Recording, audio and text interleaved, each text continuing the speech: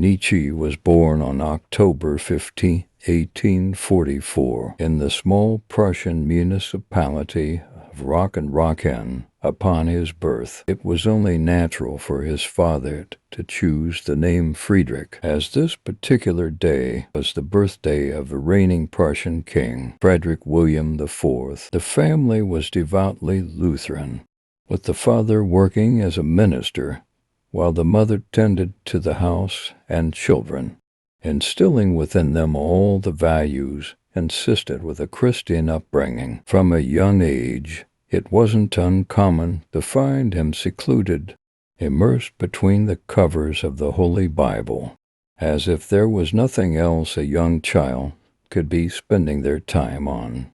It was not without cause that he was often referred to by the other children as the little minister, following the death of his father from an apparent brain ailment. When Friedrich was only 5, the mother moved her family approximately 30 kilometers away to Naumburg am Rg in Naumburg. Nietzsche attended a private preparatory school named the Domgymnasium. From there, he passed on to Schulforta, Germany's leading Protestant boarding school, in 1864.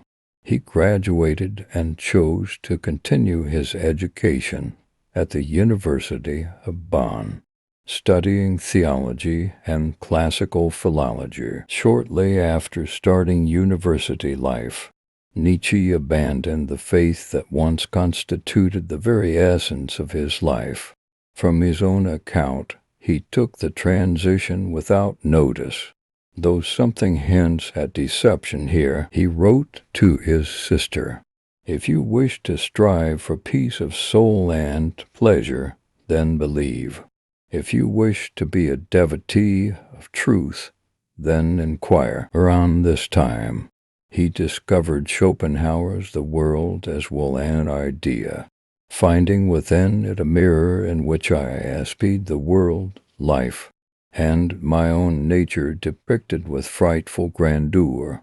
Perhaps this was Nietzsche's attempt at filling the void left by the loss of his faith. The years at Bonn did not amount to much, owing to frequent disagreements with the 2 leading professors charged with his education. In 1865, he decided to transfer to the University of Leipzig, a bold move that paid dividends. Here, his intellect became apparent, gaining the honor of being the only student to ever publish in Professor Ritschl's journal, the Rheinische Museum. His studies were interrupted in 1867, when he spent a brief period in the military. However, due to a serious injury sustained while trying to mount a horse in 1868, Nietzsche's military service was cut short. Denied the life of a warrior due to his failing eyesight,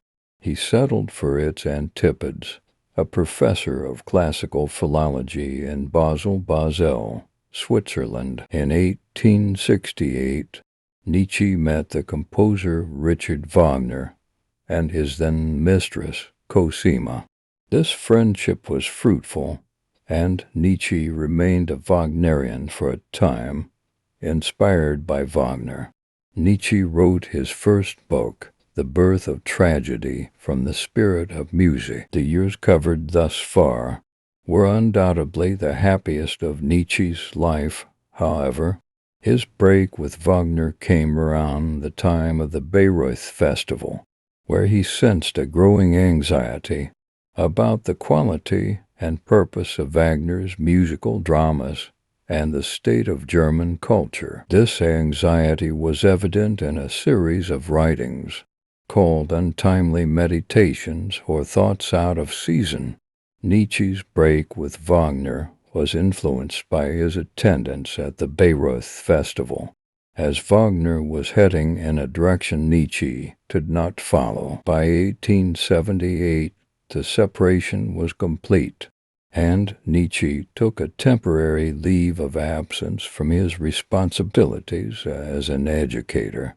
living with his sister Elizabeth. After Nietzsche's failing health and numerous migraines in 1879, he yielded his chair at the University of Basel. He continued to write and published works such as Human, All to Human, and Daybreak. Nietzsche's health deteriorated further, and by the end of the year, he recorded 118 days of debilitating migraines. He struggled with tasks that required more than minimal effort, and it was also thought that he had contracted syphilis from a prostitute around the same period. Nietzsche's life took a dark turn, and he faced personal and philosophical challenges. He experienced a temporary leave of absence from his responsibilities as an educator, and lived with his sister Elizabeth. In 1880, he published Daybreak, followed by The Gay Science in 1882. These books marked a shift in the essence of his later works, and in The Gay Science, Nietzsche famously declared that God is dead. However, the work did not receive the academic recognition Nietzsche had hoped for, and he paid for its publication himself.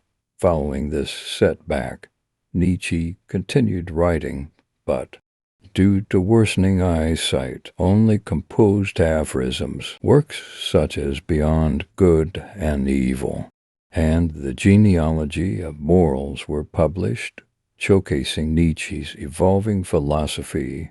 In 1888, Nietzsche remained exceedingly productive, writing copiously, but his mental state became increasingly unstable. In January 1889, Nietzsche collapsed while walking the streets of Turin.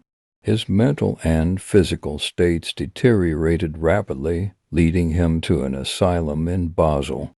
His mother took him in, and Nietzsche spent his remaining years in Weimar, where his sister Elizabeth cared for him. He died on August 25, 1900.